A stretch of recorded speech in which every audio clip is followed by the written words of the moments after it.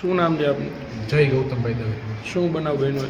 બનાવ એવો હતો કે હું કોઈ અંગત અમારી પર્સનલ મેટર હતી એની હારે, એના છોકરા હારે. એટલે હું એના કહેવા જતો હતો ને એ દુકાને, તો આ ભાઈ પાછળથી જોવા આવ્યા મારી હારે જોવા આવ્યા.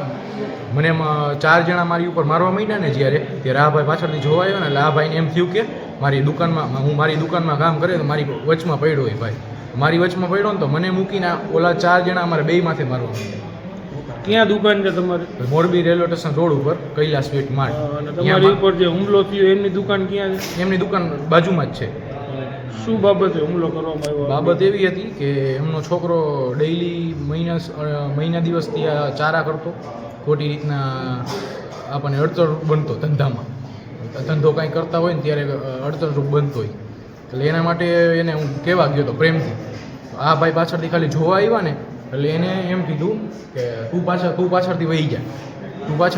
એટલે આ ભાઈ એમ કીધું હા હું જાઉં. એટલે આ ભાઈને ખોટી રીતના ગાળોગાળી કરવા માંડ્યા અને અપશબ્દ બોલ્યા ને એટલે આ ભાઈ એમ કીધું કે બોલોમાં હું જાઉં. તો આને ડાયરેક્ટ એના જે સામેવાળા જે પુરુષ રહ્યા ને એ આમની માથે હુમલો કર્યો. શું નામ છે એમનું? એમનું નામ પ્રીતમભાઈ જોશી. કેટલા જણાએ હુમલો કરેલો? એની મારી ઉપર 4 જણાએ હુમલો કર્યો. શું નામ છે 4 જણાના? 2 છોકરી છે એમની, એક છોકરી છે, એક છોકરો છે અને એક એના વાઈફ છે ને એ પોતે ભાઈ. ઓકે, તમારા પાડોશી જ થાય. તો હવે તમારી માંગણી શું છે?